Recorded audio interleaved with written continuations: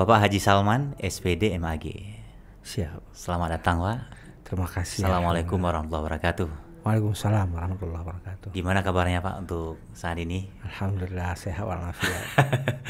Alhamdulillah, yang penting Bapak selalu sehat dalam keadaan apapun. Amin. Yang sudah alhamdulillah dalam keadaan apapun tetap sehat. Ya, baik para pemirsa, kita ucapkan terima kasih atas kedatangan Bapak Salman, Kepala Kantor Kementerian Agama Kota Banda Aceh. Ya. Izin Pak untuk mengawali sharing session kita untuk para pemirsa, sahabat-sahabat DAU Podcast. Kita ingin berbagi inspirasi dan motivasi sedikit menjadi Kepala Kantor Kementerian Agama Kota Banda Aceh. Itu sebenarnya cita-cita Bapak atau bagaimana? Sebenarnya tidak pernah bercita-cita jadi kepala kantor. Wah, ini bahaya, Pak. Jadi kepala kantor Kementerian Agama tak terbayang itu maksudnya. Iya. Saya sering bertanya kepada orang, mungkinkah seorang sarjana pendidikan fisika dari FKIP, lalu saya bercerita pada saat itu, pada saat saya tempuh kuliah di jurusan fisika FKIP Unsia, WSK sekarang.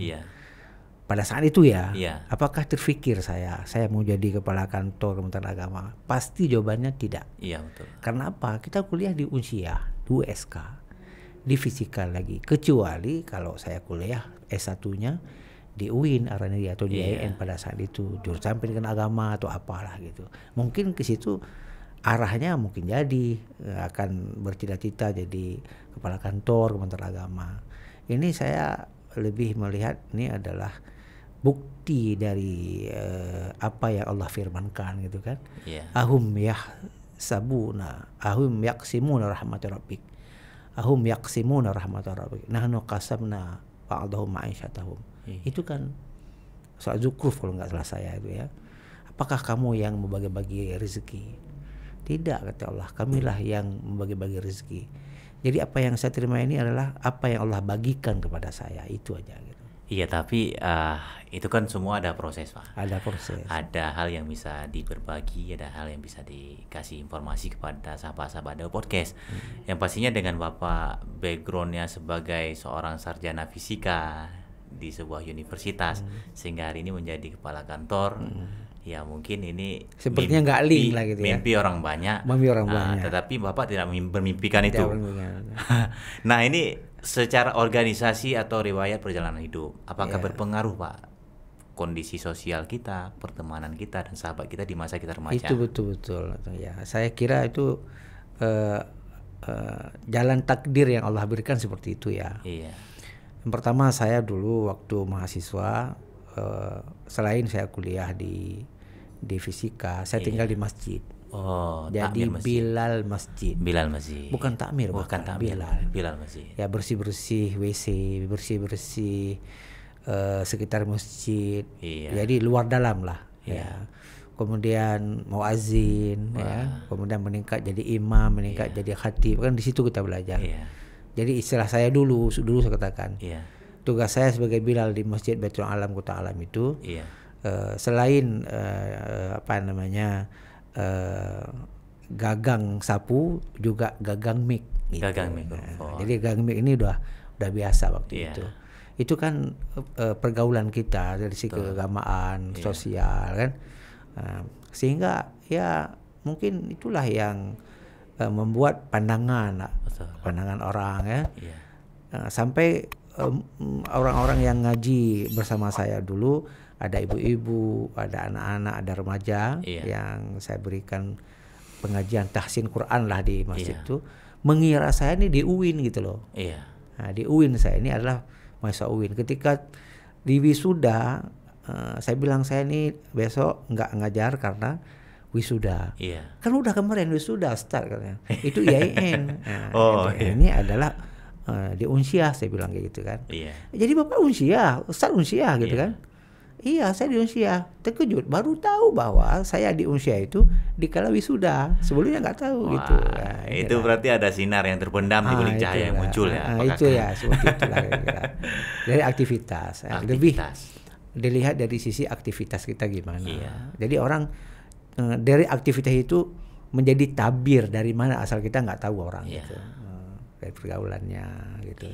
Maka penting, ini nasihat saya kepada seluruh para pemirsa itu, laksanakanlah kehidupan ini dengan tempat-tempat yang kita diterima di situ, bersinar di situ, tunggulah apa yang Allah berikan. Itu dia. Nah, jadi kita tidak menampakkan ambisi ke suatu titik gitu. Kita bersinar diri aja kita dengan kapasitas kita apa adanya pada saat itu, yakinlah Allah akan melihatnya kan. Dalam Al-Qur'an ada itu, wa qul ya'malu fasayarallahu amalakum gitu kan. Bekerjalah kamu, berkaryalah kamu, Allah yang akan melihatnya. Jadi kalau Allah sudah melihat, oh ini cocok si fulan gini. Nah, padahal itu sebenarnya settingan Allah untuk menuju ke titik akhir gitu, atau titik yang akan yang Allah berikan kepada dia gitu. Itu sebenarnya nasib kita kan sudah Allah tahu start gitu. Nah, tapi kita kan berjalan menuju ke nasib ini gitu loh. Kita yang mencarinya. Kita yang memberikan warna dalam setiap titik kehidupan kita. Gitu. Betul. Itu warna yang kita berikan itu dari Allah juga artinya. Pikiran kita, tindakan kita, tutur kita itu kan juga dari kudrah.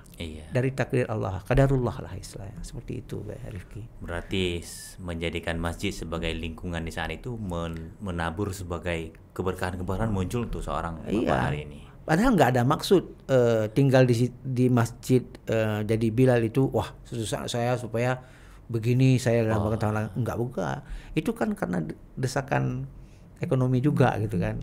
Berarti ini bukan sebuah cita-cita, tapi cita-cita yang mendasar saat waktu kecil itu apa yang terlima Pak sampaikan? Yang cita-cita saya paling kecil itu jadi dokter sebenarnya. Waduh, jauh saya dari pemirsa. Saya dinasihati oleh kakak sepupu, jangan masuk dokter gitu. Jangan masuk dokter. Memang takdir Allah nggak seperti itu. Walaupun saya itu juara 1 secara PMDK dulu namanya. Dulu ada formasi PMDK, penelusuran minat dan kemampuan. Tahun 88. Tahun 89 dihapus. Waktu rating saya itu dihapus tuh. Akhirnya saya harus masuk ke Yunsyah itu dengan jalur tes. Padahal kalau ada PMDK itu pasti lolos. Karena apa? Karena juara 1 itu stabil saya di tingkat SMA gitu. Itulah yang membuat saya tidak mencapai cita-cita jadi dokter gitu. Apalagi biaya tinggi setelah itu. Apalagi saudara sepupu saya sudah berpengalaman jadi dokter bilang ke saya, pengalaman jadi mahasiswa kedokteran sampai jadi dokter tentunya, bilang kepada saya, Adinda, saya sarankan jangan jadi dokter, susah. Nah, gitu. Berarti dari cita-cita kecil sedikit berubah Pak, dari dokter sekarang menjadi doktor. Kandidat doktor Pak ya? Kandidat doktor insyaallah segera Pak. Beda antara I dan O aja gitu ya. Antara I dengan O ya pemirsa. Kalau dokter tuh mengobati fisik manusia, kalau sekarang karena saya juga berkiprah di lebih banyak di pendidikan lah istilahnya. Walaupun Kementerian Agama itu kan ada penyuluh agama, Bimas kan lebih kepada edukasi gitu kan. Jadi kalau dokter itu mengobati jasmani manusia, sekarang saya mengobati rohani. Gitu ya. Ya baik, tadi menyentuh rohani Pak Haji Salman, pesan rohani untuk kita yang berjalan dalam kehidupan ini, apa sih yang penting dan harus diingat sekali? Yang penting dan yang sangat harus ditanamkan sampai berakar itu adalah yakinilah bahwa Allah akan senantiasa memberikan rahmat, takdir yang tidak mungkin manusia ini terzalimi dengan segala takdir yang Allah berikan. Nggak mungkin, nggak ada takdir yang menzalimi, nggak ada. Jadi kita hanya disuruh berusaha, itu yang harus ditanam tuh.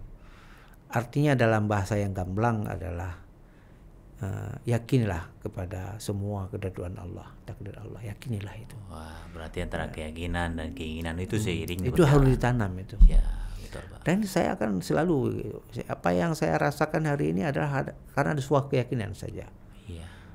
Jadi mengalir aja bagaimana ya Allah. Tapi kita jangan berhenti gitu. Kita lakukanlah apa-apa yang bisa kita lakukan.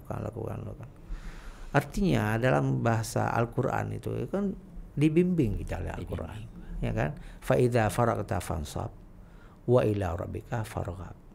Apa yang kalau kamu sudah melakukan sesuatu, lakukanlah setelah itu perbuatan lanjutannya itu. Wa idza faragta fansab. Bila kamu selesai satu perkara, fansab, ikuti perkara berikutnya. Artinya apabila kamu selesai satu hal, jangan berhenti di situ, lakukan hal berikutnya. Tapi jangan lupa wa ila rabbika farghab, kepada Tuhanmu kamu menggantungkan diri. Yakin itu, yakinkan diri bahwa ini apa yang Allah berikan di hadapan nanti, di hadapan kita dalam kehidupan kita, itu pasti sesuai dengan fitrah kita gitu. Iya. Allah nggak kasih saya dokter, mungkin itu tadi. Betul. Ini nggak sesuai dengan fitrahmu man gitu kan. Iya, gitu betul. nah, kamu cocoknya di sini ya, di sini kayak gitu. Sekarang baru tahu kita kan, karena udah sampai ke titik yang Allah berikan kepada kita. Ke depan apakah saya kemana saya, kita nggak tahu juga. Iya, sekarang ada di sini, besok ada di situ gitu kan. Iya. Yang jelas aktivitas kita fa idza faragta fansab, dan yakinlah bahwa wa ila rabbika farghab, kepada Tuhanmu senantiasa kamu itu menggantungkan diri, berharap kepadanya. Itu kuncinya. Iya, berarti itu intinya, rohani itu. Rohaninya itu keyakinan dan berbuat itu tanpa henti. Iya, itu ya. Jadi jangan, manusia ini kan makhluk dinamis gitu loh. Ya, manusia ini saya pandang, saya memahami manusia kita Iya, betul. itu makhluk dinamis gitu. Dinamis. Setan itu makhluk statis. Iblis, jin itu statis, malaikat statis gitu loh. Kenapa statis? Apa yang diperintahkan oleh Allah misalnya kepada malaikat dikerjakan, segala yang diperintahkan semua dikerjakan gitu kan. Statis dia. Statis. Nggak ada fluktuatif antara benar dan salah, itu benar terus tuh. Yang namanya setan salah terus dia. Statis juga kan. Nggak ada setan tuh sekali benar, salah terus dia. Iya, betul. Makanya a'udzubillahi minasyaitonirrajim. Kita rajim terus dia kena itu. Dia kena rajam terus dia, kena kutuk terus dia. Dari pertama Allah kutuknya sampai kiamat kutuknya, jadi statis dia, nggak bisa berubah dia. Tapi manusia ada yang terkutuk, ada yang diberikan rahmat, kan begitu Ustaz. Ada semacam dinamis gitu. Itu yang harus kita ketahui, bahwa kedinamisan inilah menjadi fitrah kita manusia. Jangan kita terlalu fokus kepada sesuatu yang kalau tidak tergapai sesuatu seolah hilang, seolah-olah sudah pupus harapan. Nggak ada seperti itu. Hilang semua cita-cita, nggak ada. Misalnya dalam konteks PDB ini misalnya kan, dalam konteks penerimaan peserta didik baru nanti ini kan, misalkan ini gitu kan. Begitu nggak lulus di min model, itu seolah-olah kiamat besok. Ngapain gitu loh. Nggak lulus di MSN model, seolah itu panik kita gitu kan. Ngapain panik? Jadi PPDB nanti bukan lagi penerimaan peserta didik baru. Jadi menjadi pasien panik. Pasien panik. Jadi setelah dari situ panik, Pak. Panik jadi panik. Jangan panik. Jadi begitu juga lah masyarakat gitu kan, harus betul-betul cobalah, kalau memang nggak ada peluang di situ, ada di tempat lain Allah buka, kan seperti itu. Iya, betul. Rahmat Allah kan luas. Ini saya sangat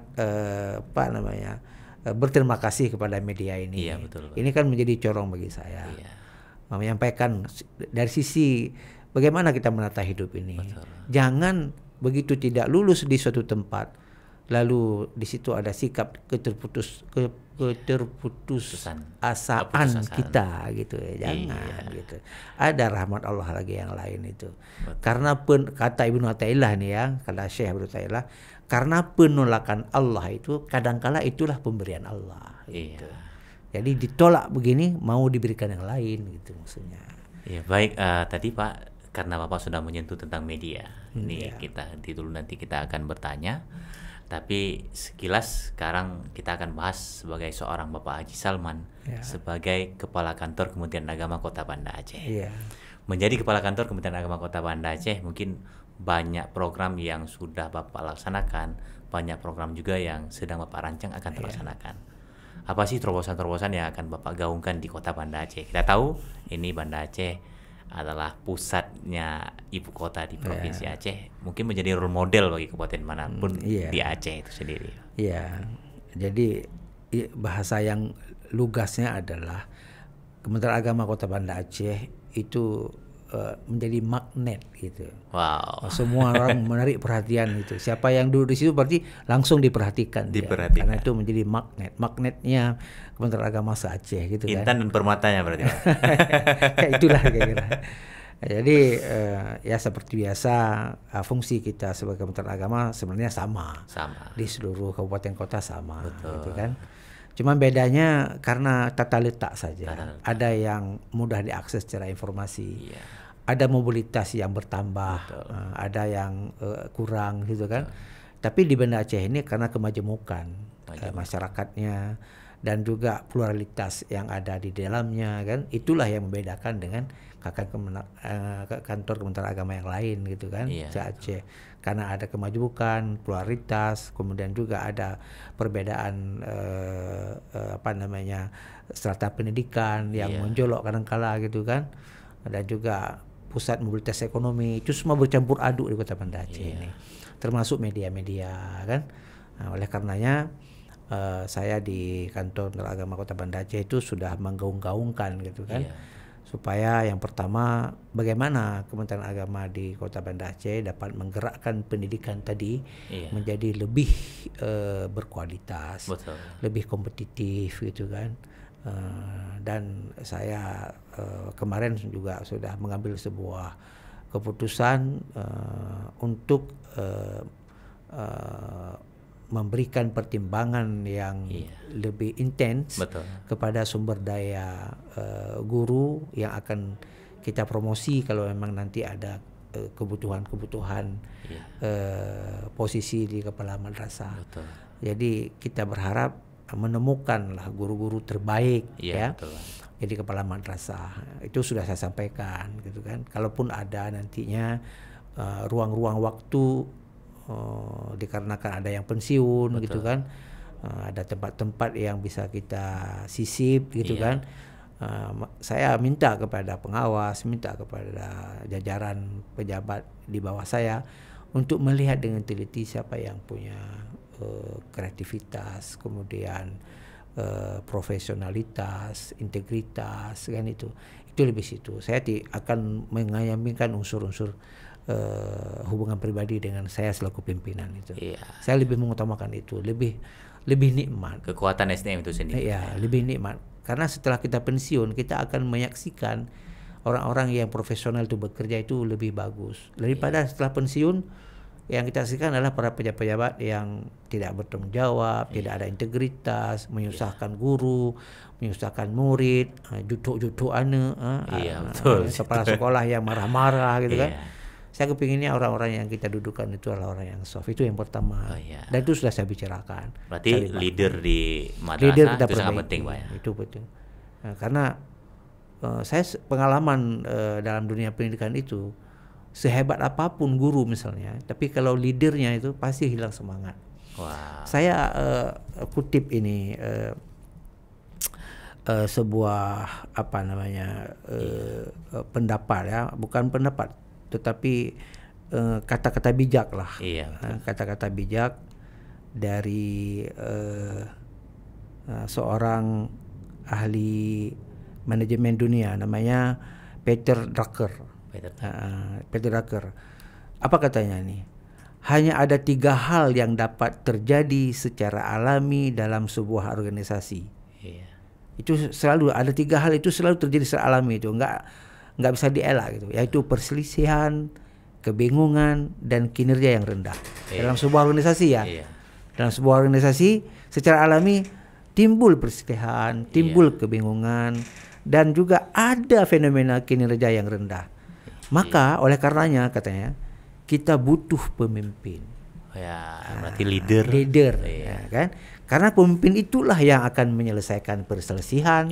Pemimpin itulah yang akan melepaskan orang dari kebingungan, dan pemimpin itulah yang akan memotivasi orang-orang yang di bawahnya untuk bekerja yang lebih bagus. Itu fungsi kepemimpinan menurut Peter Drucker. Berarti kalau dalam kebijakan Bapak sebagai kepala kantor, leader yang tidak keluar prinsip itu akan dikeluarkan dari barisan, Pak? Atau kita bina. Saya juga ini kan saya kepemimpin sekarang. Dan bertugas saya kalau dia kinerja yang rendah, saya motivasi dia supaya tinggi. Pembinaan lebih awal dan terus menerus. Itu kita Kalau dokter kan main operasi, main potong, tapi kalau kami secara manajemen tidak boleh dipotong, cut nggak boleh, dibina dulu kan, dibina ataupun disegarkan, penyegaran gitu kan. Nah, jadi itu suatu budaya yang sebenarnya harus kita jaga dengan baik, sehingga tidak ada yang tersakiti, nggak ada. Saya tidak mau dalam jabatan ini mentang-mentang pejabat bisa sewenang-wenang, nggak mau seperti itu. Paling-paling ya kita berikan refreshing lah dia. Mungkin kelelahan dia kita kurangi sedikit bebannya gitu. Mungkin tegang dia di situ karena tekanan lingkungan, kita pindahin tempat lain, gitu-gitu aja, kan wajar. Tapi kalau nggak diterima itu pun saya nggak susah juga. Ataupun keputusan kita tidak diaminkan secara keseluruhan, ada yang tersakiti, itu bukan dengan maksud saya menyakiti, itu tersakiti sendiri gitu. Kita seorang pemimpin kan harus berani memutuskan. Jangan takut nanti ada yang tersakiti, jangan. Nggak perlu takut. Berbuat baik saja belum tentu pandang baik, Pak. Berbuat apalagi baik. Tidak berbuat, Pak. Kalau kita nggak berbuat itu justru bukan. Itulah. Ya Pak, ini kita singgung sedikit madrasah. Kalau dulu ketika saya kecil itu belajar di madrasah dianggap lemah. Loyo, lemo tak pendidikan, di Min, di Emsen. Tapi hari ini faktanya banyak sekali orang tua di Banda Aceh yang berlomba-lomba agar anaknya masuk ke dalam madrasah. Mungkin daya saing madrasah hari ini lebih luar biasa. Bagaimana Pak ini Bapak bisa mengantar madrasah-madrasah, banyak kan madrasah Banda Aceh yang sudah go internasional prestasinya. Ini untuk dipertahankan dan dipertontonkan untuk masyarakat luas. Iya, itu tadi yang pertama kita harus menjaga leadership di situ berjalan dengan bagus. Kita jangan ganggu dia. Berikan kemerdekaan kepada kepala sekolah, kepala madrasah lah itu kan. Berkreatif. Kemudian terus kita berdayakan misalnya pengawas misalnya. Pengawas. Supaya memberikan kontribusi lah, setiap kunjungannya memberikan kontribusi yang bagus, kontrol. Dan yang lebih penting adalah tingkat kepercayaan yang ada di masyarakat itu kita apresiasi gitu. Terlibat Pak ya, masyarakat. Misalnya ada komite gitu kan. Betul. Komite kan jadi pengaruh penting di madrasah itu, karena kita tahu bahwa pembiayaan di madrasah itu sebenarnya sama dengan yang dibutuhkan oleh sekolah-sekolah. Tapi sekolah-sekolah karena backingnya kuat pemerintah daerah dan dinas pendidikan, cuman itu aja yang dia layani kan. Betul. Sedangkan Kementerian Agama kan banyak, bukan hanya madrasah yang dilayani, haji, KUA, penyuluh, kan gitu kan, pontren gitu kan. Jadi banyak sisi yang harus ditangani oleh Kementerian Agama, sehingga yang fokus kepada madrasah kan terbagi akhirnya. Sedangkan dinas pendidikan kan fokus dia di dinas pendidikan, semuanya di SD SMP kan nggak ada yang lain diurusnya. Jadi sehingga backingnya jadi kuat, backing biayanya gitu loh. Maka majunya madrasah sekarang itu nggak lepas daripada dukungan komite gitu. Jadi komite karena anaknya di situ dia kepingin maju, kepingin anaknya itu lebih memiliki karakter. Karena dominasi masyarakat kita adalah muslim, mayoritas muslim kan. Maunya anaknya juga memiliki karakter keislaman gitu. Itu mimpi ini semua orang. Ini bukan artian bahwa sekolah SD tidak memberikan harapan, ya kan? Tapi porsi keagamaan lebih banyak di madrasah. Itu yang membuat animo masyarakat itu tinggi di situ. Kita menjaga pertama itu leadership di situ. Ya kemudian kita juga memberikan apresiasi kepada komite-komite ini gitu. Dan kita harus jaga gitu. Jaga perasaan-perasaan komite itu jaga baik. Rewardnya Pak ya. Rewardnya. Berarti seperti yang Pak sampaikan bahwa untuk suksesnya pendidikan itu butuh dukungan semua elemen. Dan itu sampai ke perguruan tinggi kan ada majelis wali. Ya kan? Kalau di sekolah kan ada komite tadi itu. Itu kan masyarakat penting sekali. Baik Pak, di kantor Kementerian Agama selain tadi yang Bapak sampaikan ada pendidikan, juga ada penyuluhan dan atau bidang urusan agama Islam, segala yang terkait itu menjadi corong untuk seluruh masyarakat di Kota Banda Aceh menyambut bulan suci Ramadan. Artinya Kementerian Agama juga punya payung yang luar biasa, bisa melindungi semua elemen. Apa yang bisa Bapak sampaikan untuk seluruh masyarakat dalam hal kita mempersiapkan diri masuki bulan suci Ramadan? Ya, sebelum saya sampaikan kepada masyarakat, kami juga harus menyampaikan kepada internal sendiri menyambut Ramadan. Betul. Ya. Insya Allah nanti hari Jumat setelah jam pukul 2 lah, insya Allah pukul 2 di Masjid Al-Mabrur. Ini lewat podcast ini juga saya sampaikan bahwa Kementerian Agama akan melakukan tarhib Ramadan. Tarhib Ramadan. Tarhib Ramadan di Masjid Al-Mabrur hari Jumat, nanti setelah Jumat pukul 2 lah begitu kan. Betul. Kalau pagi takutnya nanti kepepet dengan Jumat dan sebagainya. Karena setelah itu udah libur kan gitu. Betul, kan. Jadi pas kali Jumat terakhir. Insya Allah seperti itu. Dan juga saya pesankan kepada masyarakat, tarhib Ramadan ini memang istilah baru. Istilah baru yang tarhib itu dari awal kata rahibah, artinya lapang, luas kan, lebar kan. Kemudian jadi dari fi'il kan. Iya, betul. Jadi fi'il jadi tarhib kan. Jadi oleh karenanya diartikanlah secara etimologi bahwa tarhib Ramadan itu adalah menyambut Ramadan dengan kelapangan hati gitu. Betul. Ya, jadi kelapangan hati maknanya kita senang ya. Iya. Dengan keluasan jiwa kita. Iya. Sambutlah dengan lapang dada istilahnya lapang gitu. Dada.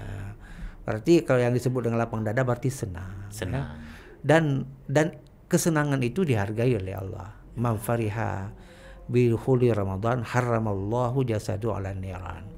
Man fariha bidukhul Ramadan. Barang siapa yang gembira datangnya Ramadan, menyambut Ramadan dengan lapang dada, dengan senang gitu kan, maka haramallahu jasadu 'ala niran. Allah akan mengharamkan jasadnya daripada api neraka. Tapi ini bukan senang dalam artian ragawi, loncat-loncat, bukan.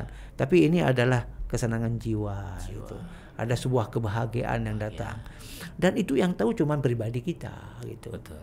Cuman saya menyampaikan ini sebagai sebuah stimulasi secara kejiwaan supaya orang merasakan jangan rasakan orang, rasakan diri sendiri gitu loh.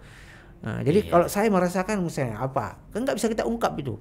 Kebahagiaan suasana hati saya kan nggak bisa saya ungkap. Betul. Tapi lidah kita kan bisa kita ungkap.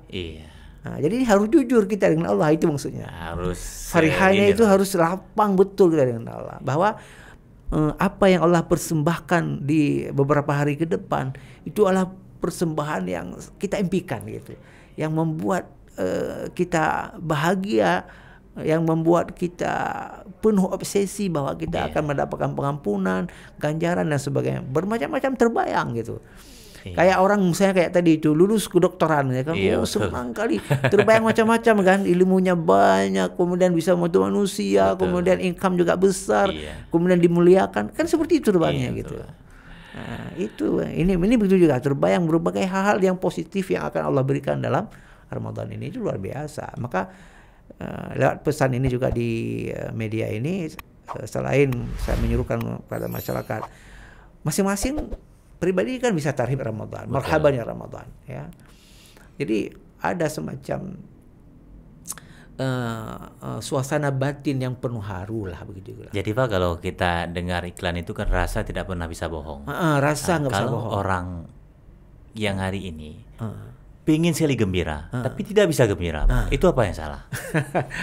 Apakah rasanya yang salah? Enggak, itu mentalnya yang salah. Mentalnya. Mental itu kan bisa namanya ada kilah mental. Kalau kilah mental itu tersenyum, tapi sebenarnya dia sakit gitu. Ya, kan? Itu mentalnya bermasalah. Betul. Tapi kalau mental sehat, orang marah dengan marah, begitu marah dia, batinnya marah, dia keluarkan marah, itu sehat dia gitu. Iya betul Pak. Tapi ketika dia misalnya marah, dia kekang kemarahannya, itu dia telah menekan batinnya gitu. Iya betul. Menekan batinnya, dia tersiksa bagi dia. Betul. Kecuali dia nggak akan marah lagi dengan apapun, karena dia ketahui bahwa ini adalah cuman tutur kata orang, sikap orang, cuma itu adalah hiasan dunia, dia nggak marah lagi, ya biasa aja gitu.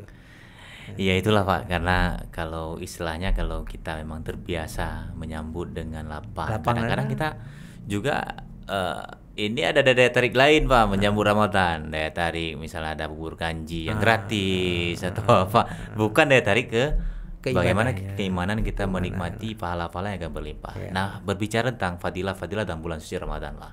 Ini banyak orang nantinya mempersiapkan diri hari terakhir ataupun di awal kita sudah sampaikan.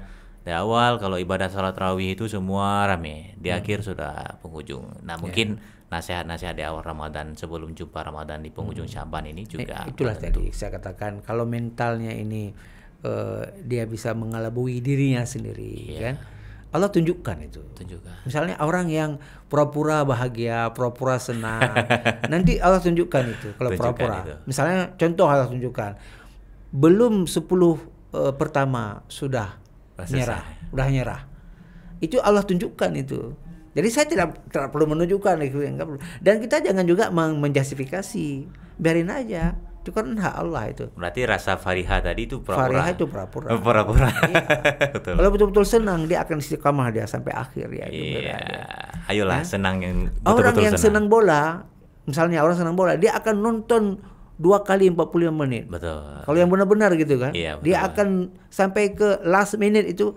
Iya. Dia sudah kalah misalnya, dia masih berharap ini klubnya bisa menggol di last menit itu. Betul. Dia masih ada harapan. 1 menit lagi juga boleh gitu loh. Iya. Kenapa dia bahasa Aceh kita banggi bola. Iya. Banggi itu artinya gitu. Iya. Itu benar-benar itu artinya. Ya, nggak bisa bohong dia. Misalnya dia bukan pemain, menonton, fanatik dia kan, karena senang bola tadi, kaki dia itu bisa menendang kawan di depannya. Ketika orang tendang bola, dia juga menendang gitu. Itu masuk dalam jiwanya. Iya, tadi bicara harapan, Pak. Apa harapan poin terbesar bagi seorang umat muslim di bulan Ramadan? Ya mungkin tawaran pahala yang diberikan oleh Allah di bulan suci tersebut. Harapan yang Allah katakan itu sendiri. Kita ini yang harus terpatri dalam jiwa kita, harapan ini gitu kan. Iya. Fa amma man khafa maqama rabbih wa nahan nafsa 'anil hawa. Apa harapan di Ramadan ini? Kita lebih takut kepada Allah. Iya. Itu harapan. Karena banyak orang enggak takut kepada Allah. Iya, betul. Banyak. Saya enggak ingin menjelaskan detail ya, enggak takut itu berupa apa? Berupa perilaku yang bagaimana enggak takut kepada Allah. Atau sederhananya gini, kalau orang yang enggak takut kepada Allah bermaksiat dia kepada Allah. Iya, betul. Orang yang takut kepada Allah bermaksiat kan macam-macam, berbohong gitu kan, menipu, korupsi, mencuri gitu. Coba rasa-rasa sendirilah ini para pemirsa sekalian, rasa sendiri. Iya, betul. Nah, kan? Nah, teman-teman, kisruh di kehidupan kita ini kenapa kisruh? Iya. Karena kita enggak takut kepada Allah. Iya. Saya nggak kepingin bawa kemana-mana ya. Kalau mau bawa kemana bawa sendiri gitu, bukan saya yang bawa gitu maksudnya. Iya. Artinya pikiran kemana bawanya itu silakan bawa. Kalau saya katakan tadi ada kisruh di berbagai tempat. Kenapa bisa dikisruh? Nggak ada amanah. Kenapa nggak ada amanah? Iya. Karena nggak takut kepada Allah. Jadi puasa ini kan harapannya supaya kita meningkat rasa takut kita kepada Allah. Iya. Dan meningkat rasa takut kepada Allah itu takwa sebenarnya. Waliman khafa maqama rabbih. Kemudian apa? Wanhal nafsa 'anil hawa itu. Harapan kita dapat mengendalikan hawa nafsu kita. Iya. Ya, karena hawa nafsu ini yang menutupi semua kita, menutup hubungan kita dengan Allah karena nafsu juga. Kita lupa kepada Allah karena nafsu. Itu harapan gitu sebenarnya. Iya. Itu bagi orang yang pegiat Ramadan, pegiat gitu ya. Dia mengharapkan itu di detik-detik terakhir itu semoga Allah menurunkan kepadanya rasa takut kepada Allah yang lebih tinggi dari sebelumnya. Iya. Diberikan kekuatan oleh Allah di akhir-akhir ini, diberikan kekuatan untuk tidak terlena dengan hawa nafsu, untuk mampu menahan hawa nafsu gitu sebenarnya. Iya, selain hawa nafsu, Pak, amalan apa saja yang harus kita lakukan agar terjadi perbaikan terbaik untuk kita? Yang pertama kan tradisi Rasulullah, sunnah Rasulullah itu kan sholat malam lah. Sholat malam. Sholat malam itu. Jangan gini, jangan gerasa gerusuk lah sholat itu. Cobalah nikmati ibadah itu, nikmati ibadah aja gitu. Itu aja dulu. Kalau memang ada yang sudah terbiasa seperti itu, tingkatkan dengan baca Al-Quran lebih banyak.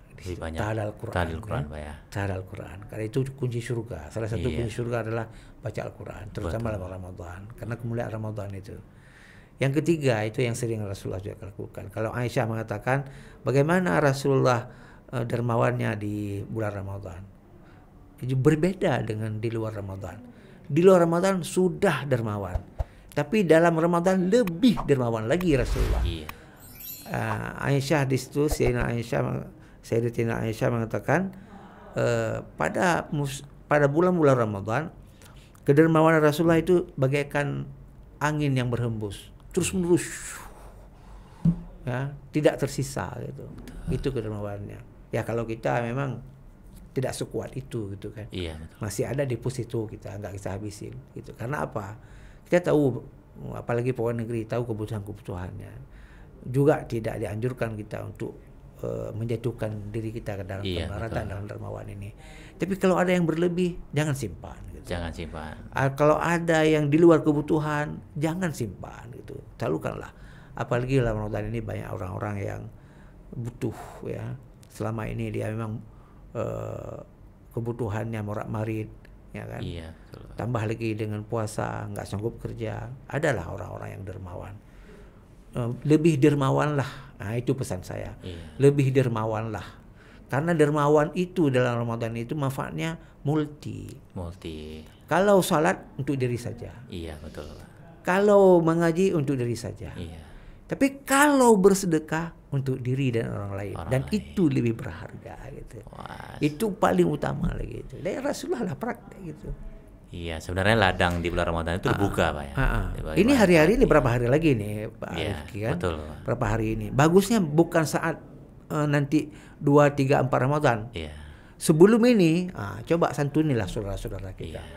Dia supaya gembira menghadapi Ramadan. Ini ada hari ini orang yang gelisah, betul, Pak Rifki. Aku ini mau Ramadan, dia terbayang beras tidak ada. Yang ada beras, ada uang, berpikir ini beras lagi tinggi harganya, naik, dari mahal.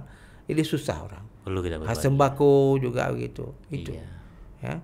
Maka kegiatan sosial pra Ramadan ini dengan sedekah itu sangat dirasakan. Nanti dia akan makan dan minum dengan apa yang kita sumbangkan itu dalam Ramadan. Dan ini juga jadi konsep Fariha tadi, Pak. Fariha. Fariha. Saya ada kesempatan untuk berderma gitu. Jadi kita memanen fadilah-fadilah itu di bulan Ramadan. Itu yang Fariha kita di situ gitu. Itu. Panen terakhir untuk Ramadan itu apa, Pak? Ya, kalau panen di dunia ini kan sekarang tadi Allah akan kasih kenikmatan iman kita. Itu kan diri kita yang bisa memanennya gitu. Nggak ada orang lain. Kita yang merasakan apakah kehidupan kita lebih tenang di kehidupan dunia ini gitu. Lebih tenang bermakna bukan karena banyak uang gitu kan. Lebih tentram jiwa kita itu karena kedekatan kita kepada Allah gitu kan. Kalau panen akhirat kan jannah gitu kan. Jannah. Farhatani lisaimi farhatani. Ya, kepada orang yang berpuasa itu ada 2 kegembiraan. Saat dia berbuka, saat dia bertemu dengan Allah. Seperti itu. Jadi kalau ada orang yang setelah puasa dengan tulus, ini luar biasa. Puasa dia bagus banget, bagus, sangat bagus sekali. Lalu di akhir-akhir puasa dia meninggal dunia, itu luar biasa ya Allah berikan kepadanya. Luar biasa itu. Kemenangan. Semuanya kita berharap. Orang takut gitu. Orang takut mati, kita bilang mati. Sebenarnya walaupun kita takut mati itu pasti. Gitu. Iya, betul. Jadi yang kita takutkan adalah kesiapan ini yang kita yang kita rencanakan. Ini sudah dikasih oleh Allah Ramadan. Walaupun Ramadan sebelumnya kita nggak bagus, jangan pesimis. Gitu maksudnya. Bisa lebih baik, Pak. Harus lebih baik. Dan berharap kepada Allah tadi bahwa dengan sempurnanya Ramadan yang kita lakukan ini, kalaupun mati nggak apa-apa gitu loh. Gitu.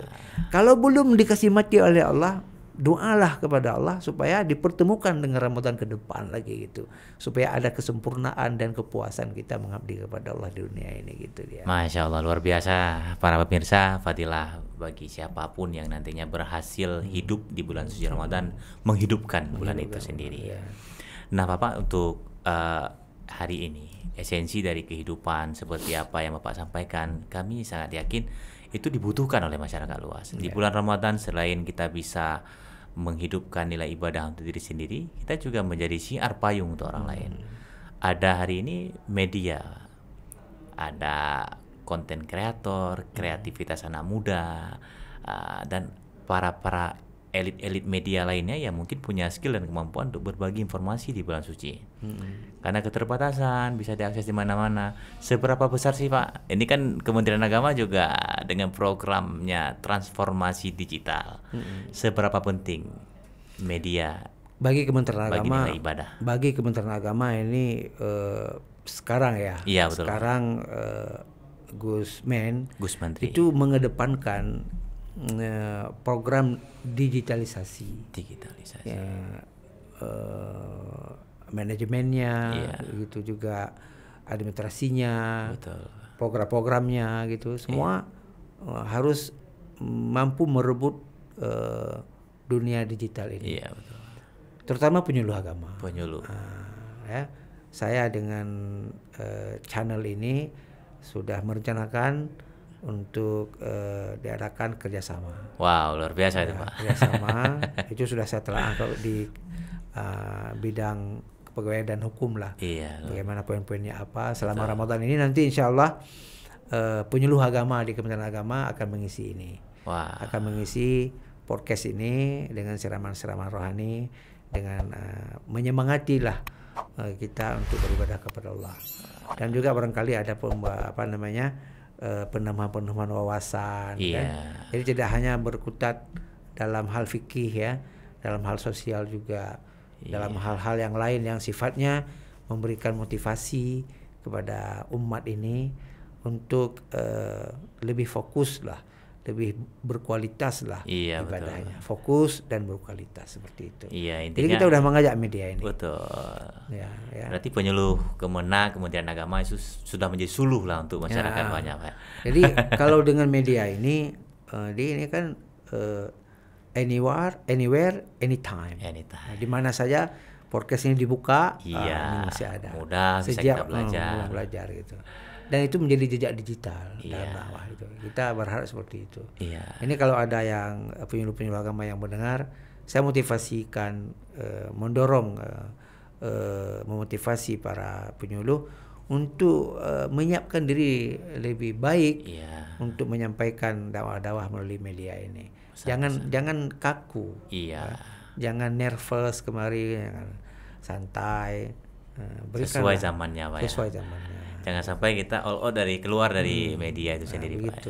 Jadi terima kasih sekali saya menyampaikan kepada channel Kana TV ini ya. Apa namanya? DAU Podcast untuk programnya Pak. Untuk program itu. Bans Kana TV. Bans Kana TV, betul. Ini yang menarik Pak, ini saya ingin sampaikan juga ke Bapak bahwa yang tim-tim dari kita di sini adalah rata-rata santri. Ini bisa saya sampaikan juga mungkin tanggapan Bapak. Seorang santri hari ini di seluruh Aceh khususnya sudah sangat banyak punya potensi Pak. Belum ada wadah. Nah, mungkin bagaimana tanggapan dan Bapak mungkin bisa disampaikan itu untuk santri bagaimana untuk mengembangkan wadah itu sendiri. Ya sebenarnya mudah ya. Mudah menyampaikan wadah ini karena santri itu ada semacam kebebasan dalam berkreasi di kampusnya ataupun di lingkungannya gitu kan. Mungkin dari sisi rasa penasaran pertama, kemudian tidak ada kungkungan yang bersifat kurikulum yang mengikat gitu kan. Ada kebebasan dia untuk mempelajari hal-hal yang baru. Rasa ingin tahu santri inilah yang menyebabkan santri itu banyak sekarang melek informasi, melek teknologi. Betul. Itu karena ingin tahu besar. Keingintahuan itu besar itu karena ada pengaruh juga. Pengaruhnya adalah dia terbebas dari kungkungan waktu. Ini masuk, ini harus pelajaran ini, enggak. Ada semacam relaksasi lah di lingkungan itu. Dan satu lagi, santri ini ada dorongan untuk menunjukkan eksistensi diri. Itu yang paling mendominasi. Betul. Kami juga bisa loh. Bukan hanya orang teknik aja bisa loh. Jadi dorongan ini yang dikemas. Yang dikemas di sedemikian rupa oleh lembaga pesantren sehingga lahirlah para santri yang berkiprah di dunia digital seperti saat ini gitu. Dan bagi Kementerian Agama itu sangat berharga ya. Iya, betul. Santri-santri seperti itu membantu Kementerian Agama udah. Kalau mereka ini ada podcast seperti ini, kemudian nanti mereka bisa memberikan pelajaran, selain menguasai teknologi, mereka juga menguasai pengetahuan tentang agama. Dia bisa menyiarkan ini. Iya. Saya kira ini tak lepas daripada pertolongan Allah kepada agamanya gitu. Betul. Jadi santri yang menguasai informasi dan teknologi itu cara Allah membantu agamanya melalui santri tadi itu. Iya, memang luar biasa Pak. Kita bicara dengan seorang kepala kantor Kementerian Agama Kota Banda Aceh. Ini tak habis-habisnya nih Pak. Ya mungkin dengan tugas dan tupoksi Bapak yang melebar dari pendidikan sampai penyuluhan, bahkan pendidikan pesantren, digitalisasi. Wah ini membuat kita kembali rindu, dan nanti akan kita undang kembali Pak untuk datang ke studio kita di DAU Podcast. Tapi Pak, untuk menutup statement kita di saat ini, ini Bapak kan sering saya dengar bagus dan keren-keren juga berpantun. Nanti Pak di akhir silakan berpantun dan closing statement 1 menit atau 2 menit untuk para pemirsa yang ini yang bahaya. Saya nggak siapkan pantun soalnya. Iya. Betul. Intinya sekarang anak-anak muda dan remaja itu akan mengingat pesan-pesan singkat Pak yang nanti bisa kita sebarkan ke kawan media. Jangan membiarkan kesempatan yang Allah berikan untuk perubahan diri, karena perubahan itu adalah bahagian daripada fitrah manusia itu sendiri gitu. Iya, luar biasa itu Pak. Dia jadi ini kalau udah close lah ini sebenarnya. Iya betul Pak ya, kan? Jangan, harus berubah lah, betul, terutama dalam hal ibadah kepada Allah ini. Jangan seperti dulu puasa kayak gitu biasa aja. Cobalah anak-anak muda, jangan menunggu tua nanti baru bagus. Harus dilatih seperti itu. Ayo lakukan kesempatan masih ada Pak. Allah kasih kesempatan, kita hargai kesempatan itu. Wow, ini pesan hikmah luar biasa ini. Sudah dikasih nggak kita hargai, nanti Allah marah, murka. Bukan hanya itu, yang rugi bukan Allah, kita juga rugi. Kita juga untuk diri sendiri. Jadi Ramadan itu kesempatan kepada anak muda ya, untuk berbenah, untuk mengabdi kepada Allah, untuk dekat dengan Allah. Jangan sia-siakan kesempatan itu, karena kesempatan tak akan datang lagi yang sama. Iya betul. Ya luar biasa para pemirsa. Artinya kita yang lebih baik adalah kita yang akan memperbaiki diri itu lebih baik dari masa lalu kita. Dan ada Ramadan tadinya kata Bapak, untuk kesempatan berharga bagi kita memperbaiki diri kita sebaik-baik mungkin. Terima kasih Bapak Haji Salman yang alhamdulillah sudah singgah dan nanti membersamai. Saya pantun kalau udah sekali lagi nanti saya pantun. Dan itu merupakan kesempatan untuk kita bertemu kembali Pak. Kalau tidak ada kita sesi singkat pantun, nanti pemirsa juga tidak akan rindu. Terima kasih atas kehadirannya Pak. Luar biasa pencerahannya untuk kita bersama saat ini. Semoga Bapak dalam keadaan sehat walafiat dan kantor Kementerian Agama tetap seperti permata untuk Kota Banda Aceh seperti yang Bapak sampaikan tadi. Doakan supaya saya pun dapat melaksanakan tugas dengan sebaik-baiknya, memberikan pelayanan dengan sebaik-baiknya, dan tetap dalam koridor yang benar. Alhamdulillah. Insya Allah Bapak juga menjadi yang terbaik di Aceh. Terima kasih Pak. Wassalamualaikum warahmatullahi wabarakatuh. Waalaikumsalam warahmatullahi wabarakatuh. DAU Podcast Channel.